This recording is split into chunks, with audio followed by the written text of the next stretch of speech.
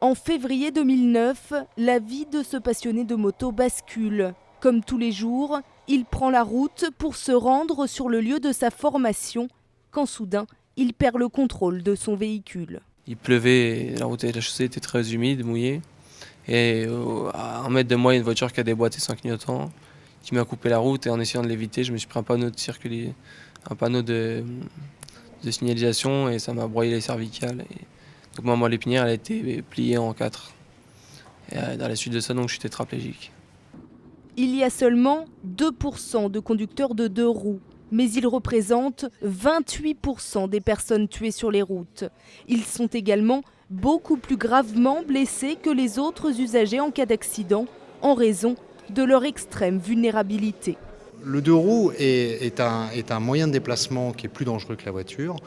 Tout d'abord par des raisons évidentes, que sont l'absence d'habitacle, le fait qu'on est sur 2 roues et pas sur 4 roues, le fait qu'on est moins visible pour les autres usagers de la route, et puis par le fait aussi que ça touche une population qui peut-être prend un peu plus de risques, plutôt des garçons et plutôt jeunes.